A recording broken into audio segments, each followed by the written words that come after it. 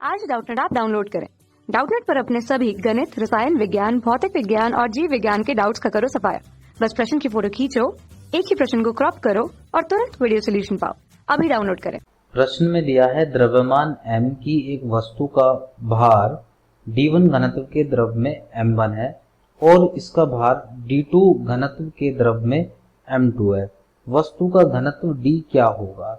तो हम इसको चित्र के माध्यम से समझने का प्रयास करते हैं। तो जैसा कि हम इस चित्र में देख सकते हैं कि हमारे पास में दो द्रव हैं, द्रव A और द्रव B। तो मान लेते हैं कि जो वस्तु है हमारी, उस वस्तु का घनत्व जैसा कि दिया हुआ है d, तो एक हमारे पास में वस्तु है और वस्तु का आकार हम अपने अनुसार कुछ भी ले सकते हैं। मान लीजिए ये वस्तु है हमारी, तो इस वस्तु का जो द्रव्यमान है वो द्रव्यमान है इसका m और वस्तु का जो घनत्व है वो है d। और इस प्रश्न के अनुसार उसमें कहा गया है कि जब इसको d1 घनत्व के द्रव में डाला जाता है, यानी कि जब हम इसको इसमें ले आएंगे तो हमें क्या मिलेगा। जब इसको इसमें लेकर आएंगे तो ये चित्र कुछ ऐसा दिखाई देगा और यहाँ लेकर आएंगे तो चित्र कुछ ऐसा दिखाई देगा। तो अब सवाल में क्या कहा हमसे कहा है कि जब इसको इसमें लेकर आते हैं तो इसका भार हो जाता है m के बराबर। तो इसका जो भार होगा ये नीचे की तरफ लगेगा और इसका मान हमें दिया गया है किसके बराबर होता है, m1 के बराबर। और इस वाली स्थिति में इसका जो भार होगा वो बराबर हो जाता है m2 के। इसका भार यहाँ पर m2 के बराबर होगा। अब हम जानते हैं कि जब कोई भी वस्तु किसी भी द्रव में डुबाई जाती है तो उसके ऊपर एक उत्प्लावन बल लगता है। तो इस वाले द्रव की वजह से जिसका घनत्व जो है वो d1 है और इसका घनत्व है d2, तो इसके घनत्व की वजह से, इस द्रव की वजह से इस पर एक उत्प्लावन बल लगेगा जो कि किधर की तरफ होता है, ऊपर की तरफ होता है। तो इसका जो उत्प्लावन बल है वो ऊपर की तरफ हम बना सकते हैं। ये हुआ इसका उत्प्लावन बल, इसकी स्थिति में भी और इस स्थिति में भी उत्प्लावन बल का मान ऊपर की तरफ होगा। तो हम यहाँ इसको लिख सकते हैं FB से, ये हो जाएगा FB। तो ये तो जो हम यहाँ देख रहे हैं ये नेट द्रव्यमान जो निकल कर आया, ये किस वजह से आया, क्योंकि जब इस वस्तु को डुबाया गया था तो इस वस्तु के डुबाने पर इसमें जो इसका द्रव्यमान था, इसका जो वजन होता इस वस्तु का, वो किसके बराबर होता, इस वस्तु का जो वजन होता वो बराबर होता, ये बराबर होता हमारा किसके, ये होता m और g के बराबर, और यहाँ पे भी ये किसके बराबर होता, mg के बराबर होता। तो दोनों स्थिति में इसका जो असली, जो इसका वास्तविक वजन था वो mg के बराबर था, लेकिन इसमें उत्प्लावन बल ऊपर की तरफ लगा तो इसका भार किसके बराबर हो गया, m1 के बराबर। ऐसे ही इस स्थिति में भी हम यहाँ देख सकते हैं। तो हम यहाँ से इस निष्कर्ष पे पहुंच सकते हैं कि जो इसका भार होगा m1, जब इसको A द्रव में डुबाते हैं तो उसका मान कितने के बराबर होगा, इसका मान बराबर होगा mg घटा FB के।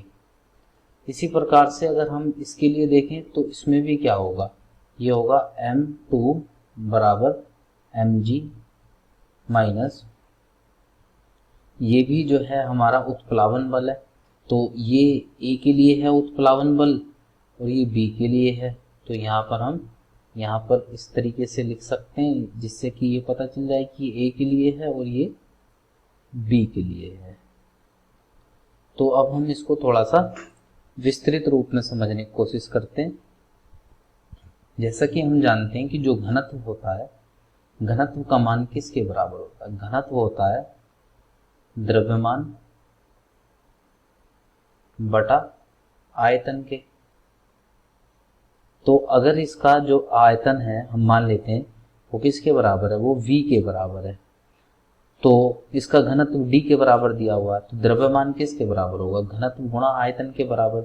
तो यहाँ पर रख सकते हैं हम कि ये जो m होगा इसका मान होगा V D के बराबर और ये G हमारा ऐसे ही रहेगा।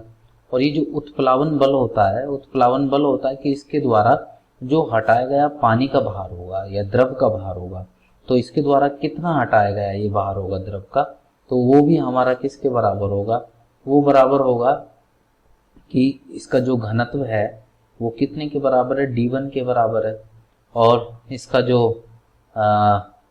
आयतन होगा वो v1 के बराबर होगा, और इसके ऊपर जो हम देख रहे हैं कि गुरुत्वाकर्षण बल तो वही लगेगा g के बराबर, तो ये हो जाएगा vd1 g के बराबर।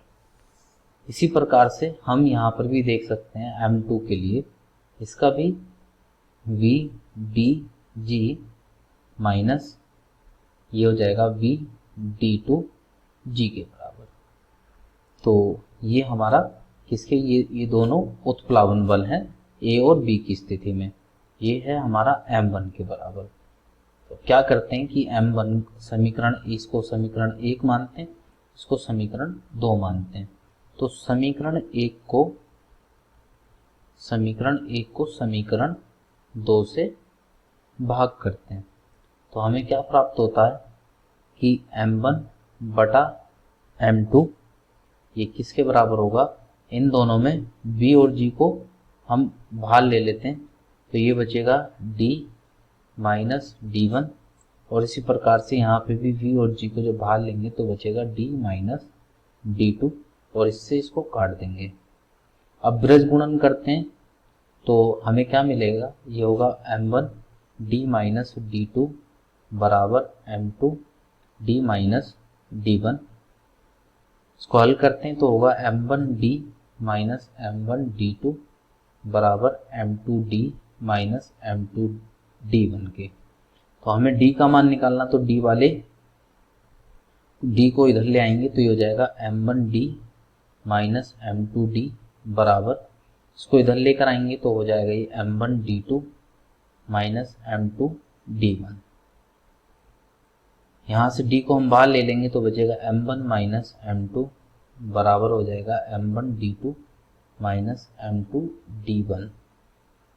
तो d का मान कितना हुआ, ये हो जाएगा m1 d2 minus m2 d1 बटा m1 माइनस m2। तो ये किस ऑप्शन से हमारा मेल खाता है, ये हमारा मेल खाता है m1 d2। अगर हम यहाँ से देखें तो क्या है m1 d2 और m2 d1, और नीचे है m1 माइनस m2, तो m1 माइनस m2 और m1 d2 m2 d1, तो ये ऑप्शन हमारा सही है। कक्षा 6वीं से 12वीं से लेकर नीट, IIT, JEE वो एडवांस के लेवल तक 1 करोड़ से ज्यादा छात्रों का भरोसा। आज ही डाउनलोड करें डाउटनेट ऐप या व्हाट्सएप करें अपने सारे डाउट्स 8400 400 400 पर।